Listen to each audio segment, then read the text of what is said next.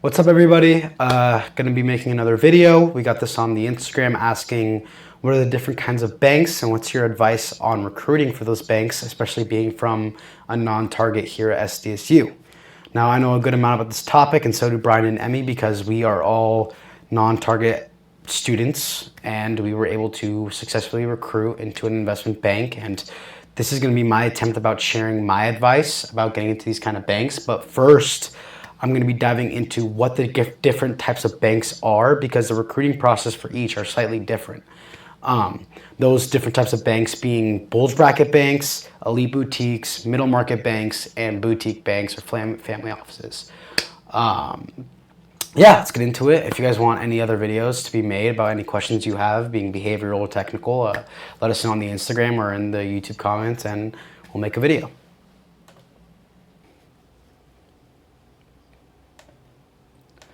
Okay, let's get started. We'll be going from biggest to smallest in terms of investment bank size.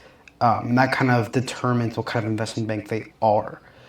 We'll start off with the bulge brackets. Your bulge bracket banks are your Goldman Sachs, your JP Morgans, your Morgan Stanleys of the world. They are pretty much the most prestigious investment banks in terms of names on a resume, if in most people's eyes, and they operate on a global scale.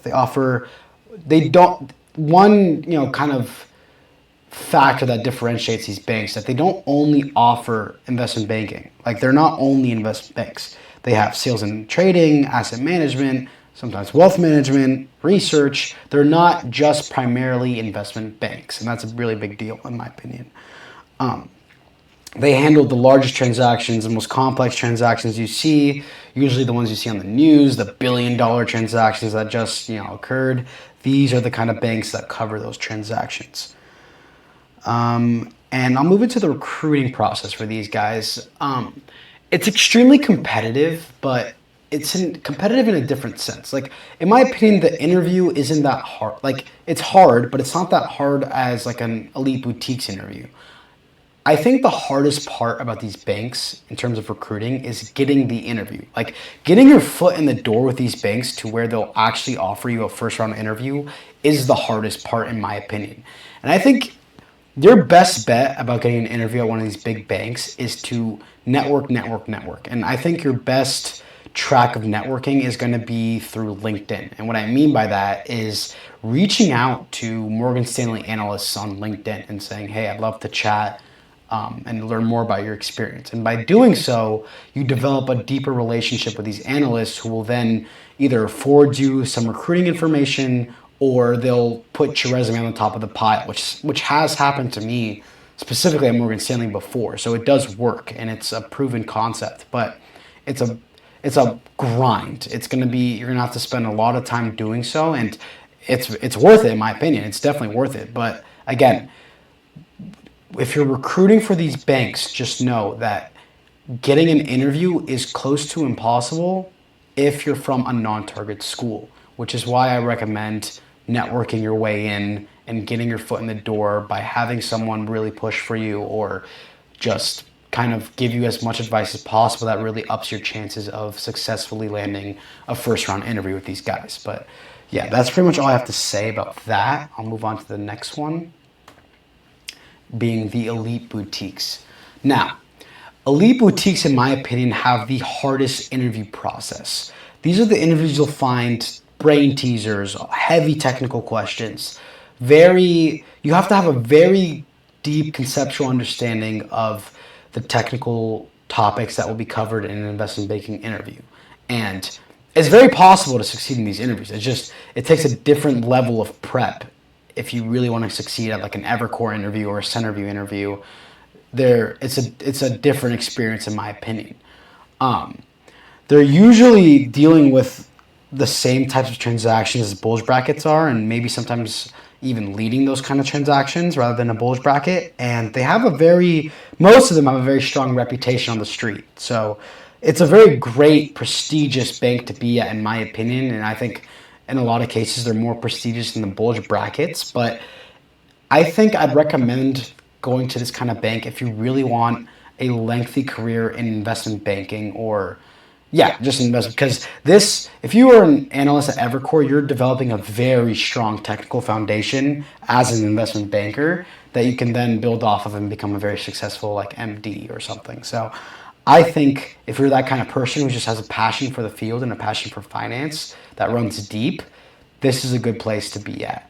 I think they don't care as much as the bulge brackets in terms of what school you go to, but again, you're still coming from a non-target, coming from SDSU. So I again recommend networking through LinkedIn, meeting people on the teams of these banks, and having them, develop relationships with them so that they can pull for you to get you an interview. Like that's what you want.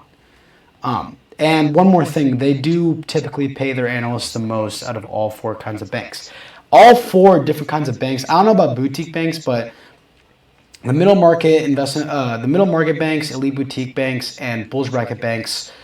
Your top five banks in each level pay over $100,000. Usually, the difference is like, I don't know, $10,000 to $20,000 in base salary per bank. I'm guesstimating that, but it's not like a crazy pay difference on average, I'd say. Okay. Now, let's move on to the middle market. Middle market is kind of the middle ground between your bulge bracket banks and then your boutique banks. They usually cater to mid-sized businesses and they handle smaller deals, but usually have a very high level of volume. Or most banks, they have a high level of deal flow because they're dealing with smaller companies and they're not as complex as the billion-dollar transactions you see on the news. But yeah, that's pretty much what I'd have to say about that. In terms of the recruiting, again, these banks still care about what school you go to. And again, the networking is going to play a huge part in whether or not you're going to be able to get an interview at one of these banks. But in my opinion, it's very possible because these banks are a lot more open to hiring non-target schools, like as they did with me and as they did with Emmy or Brian. So again, I think this is where I ended up going because I, one, loved the culture at the bank I got hired at, and two, I just found that their deal flow and the amount of transactions they're dealing with on a yearly basis was impressive to me. So that's why I liked the middle market, and it made sense for who I am as a person and what I wanted for my career. But again, your recruiting process all depends on the kind of person you are and where you want to be at. If you want the best chance possible at working for a reputable bank coming out of a non-target, I recommend recruiting in the middle market.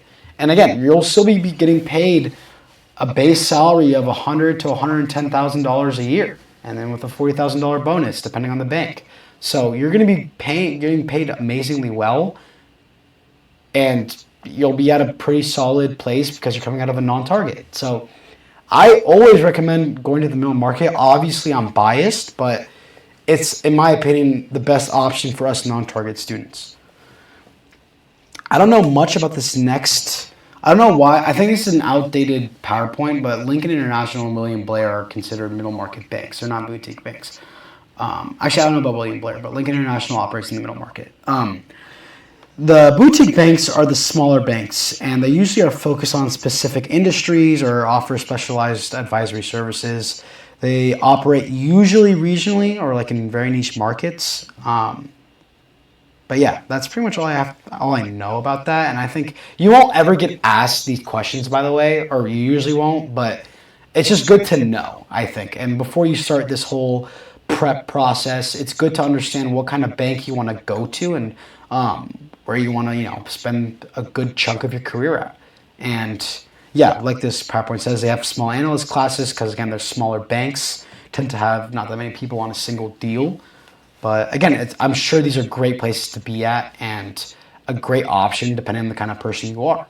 So if you are someone who kind of is looking for like a smaller, very tight-knit workplace, this is a great place to be at. And yeah, that's pretty much the video on this. These are all the four types of banks there are and the recruiting kind of environment that comes with each one of them. But yeah, let me know what videos would like to see next, and we'll get to it.